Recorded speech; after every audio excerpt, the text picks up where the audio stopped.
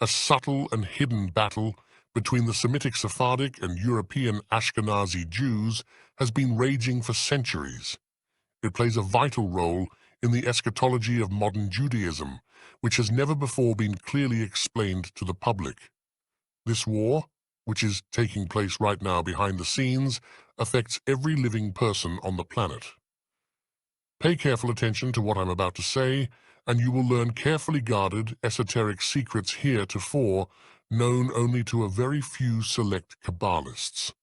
The sages of Judaism have always viewed the fabricated history of the Jewish people as a coded model that repeats itself over and over again because it is supposedly based on the fundamental laws of the universe, which, according to this ancient belief system, was created solely for the benefit of the Jews. Darkness always precedes light. The firstborn necessarily come before the second-born. The time of Esau's global empire must occur before the messianic age of the world to come. 4 Gentile empires have to reign first, then the 5th Jewish empire will overtake them. Esau reigns first, then Jacob takes Esau's birthright and blessings and rules the world to come from Jerusalem.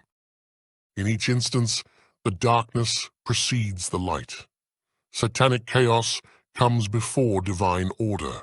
A prescribed amount of time is ordained for the universal transformation of darkness into light through rectification.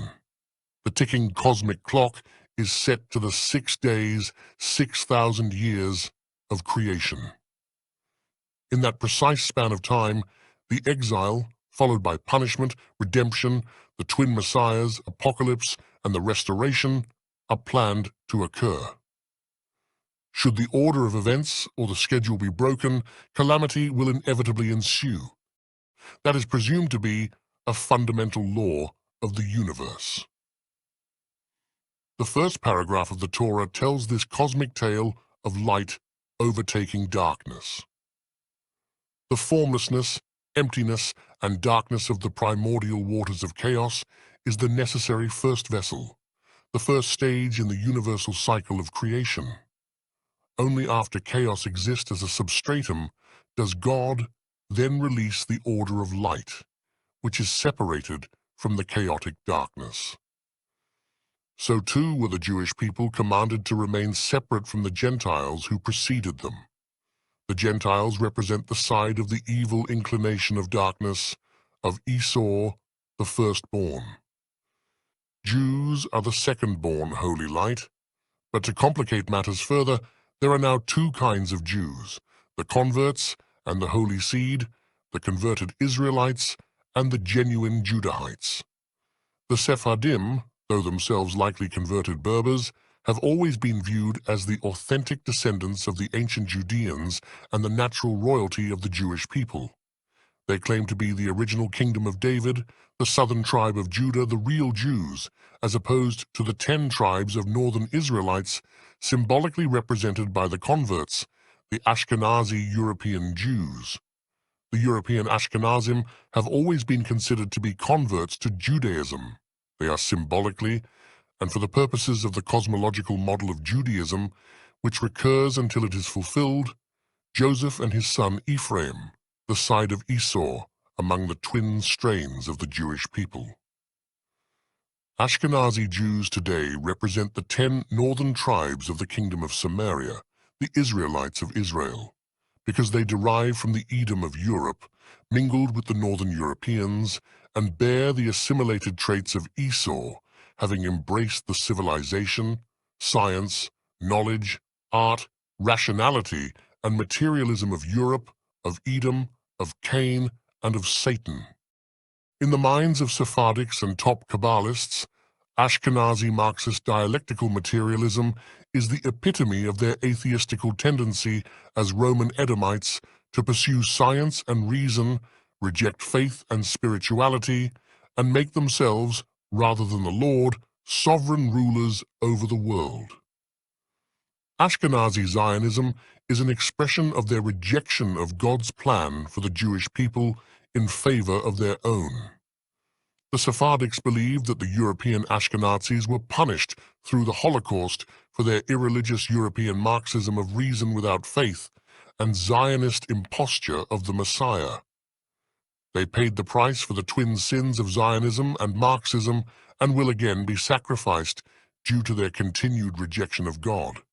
But in the minds of the Kabbalists, this has to occur because the darkness has to precede the light, and the body has to act without hesitation in the material world, so that the spirit can then understand the meaning of the light. Matter must first be molded, so that soul has a vessel in which to reside.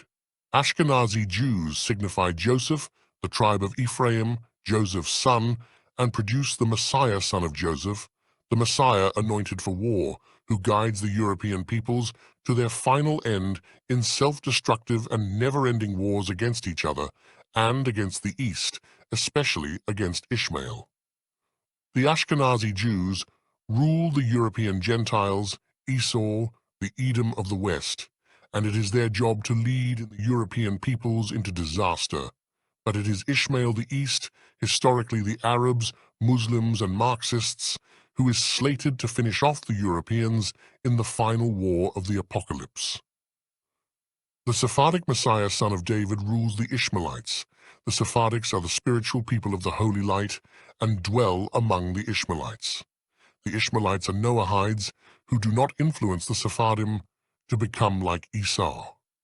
The Sephardic Jews produce the true Messiah, son of David, who will rule the world after the true Messiah, son of Joseph, is slain battling the forces of the East together with Edom.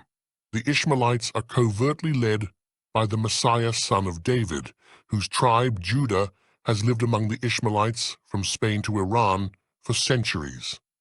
After the West and Messiah, son of Joseph, die out, the Sephardic king Messiah, son of David, will then unite the converts of the 10 Israelite tribes of Ashkenaz with the Sephardic Judahites, or so the leaders of the Ashkenazis are led to believe by the Sephardic leaders. This eventual embrace symbolically represents the reconciliation and reunion of the warring twin Jewish brothers Esau and Jacob, which is foretold in Genesis chapters 32 and 33 and Deuteronomy chapter 23, verses 7 and 8. Messiah, son of Joseph, brings down the Europeans at the hands of the hordes from the east and dies in the process. His soul migrates to Messiah, son of David, who then finishes off the Ishmaelites over whom he lords. That is the proposed plan. Just as the souls of the Messiahs then unite in one vessel, King Messiah, son of David, the Israelite Ashkenazi and Judahite Sephardic tribes will unite during the reign of King Messiah, son of David, in the Messianic age, just as they were once unified under Saul, David, and Solomon.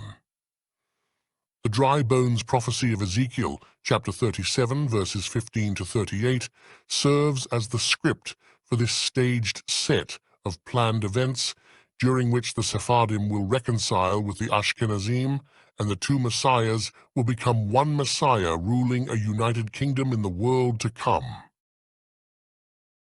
One nation under one king. The word of the Lord came to me, Son of man, take a stick of wood and write on it, belonging to Judah and the Israelites associated with him. Then take another stick of wood and write on it, belonging to Joseph, that is to Ephraim, and all the Israelites associated with him. Join them together into one stick, so that they will become one in your hand. When your people ask you, won't you tell us what you mean by this? Say to them, this is what the sovereign Lord says. I am going to take the stick of Joseph, which is in Ephraim's hand, and of the Israelite tribes associated with him, and join it to Judah's stick. I will make them into a single stick of wood, and they will become one in my hand. Hold before their eyes the sticks you have written on, and say to them, this is what the sovereign Lord says. I will take the Israelites out of the nations where they have gone. I will gather them from all around and bring them back into their own land. I will make them one nation in the land on the mountains of Israel. There will be one king over all of them, and they will never again be two nations or be divided into two kingdoms. They will no longer defile themselves with their idols and vile images or with any of their offenses, for I will save them from all their sinful backsliding, and I will cleanse them. They will be my people, and I will be their God.